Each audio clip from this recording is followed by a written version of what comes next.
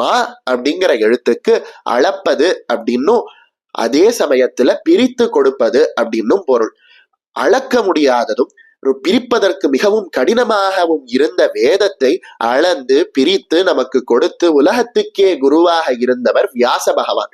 அந்த வியாச பகவான் இந்த தேவியினோட, அதாவது பராசக்தியினுடைய அம்சமாக இருந்ததுனால அந்த தேவிக்கு ஸ்ரீமாதா அப்படின்னு ஒரு பெயர் இருக்கு அப்படின்னு சொல்றாங்க.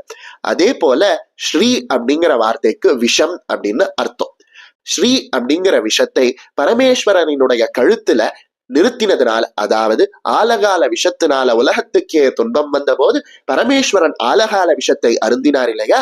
பரமேஸ்வரன் அருந்திய ஆலகால விஷத்தை அவரினுடைய கழுத்திலேயே நிற்கும்படி அம்பிகை செய்ததுனால ஸ்ரீயை நிறுத்தினவள், அதாவது விஷத்தை தடுத்தவள் அப்படிங்கிற அர்த்தத்துல ஸ்ரீமாதா அப்படின்னு சொல்றோம்.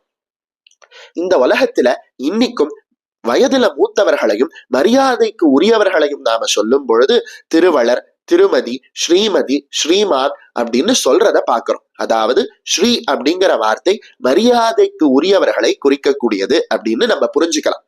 அந்த வகையில உலகத்துல பலவிதமான தாய்கள் இருக்காங்க. நம்மை பெற்ற தாய், நம்மை வளர்த்த தாய், மிருகங்கள்ல இருக்கக்கூடிய மிருகங்களை பெற்ற அந்த மிருகங்களினுடைய தாய் அப்படின்னு பலவிதமான தாய்கள் இந்த உலகத்துல இருக்கலாம். அப்படி 1000 தாய்கள் இருந்தாலும் அந்த அத்தனை தாய்களும் இந்த ஜென்மத்துல மட்டும்தான் நமக்கு தாயாக இருக்க முடியும். ஆனா இந்த அம்பிகை மட்டும்தான் நாம இதுவரைக்கும் எடுத்த பிறவிகள், இனிமே எடுக்க போற பிறவிகள், எடுத்த இந்த பிறவி அப்படின்னு சொல்றா போல அனைத்து பிறவிக்கும் தாயாக இருக்கிறதுனால மரியாதைக்கு உரிய தாய் அப்படின்னு நம்மளால சொல்ல முடியுது.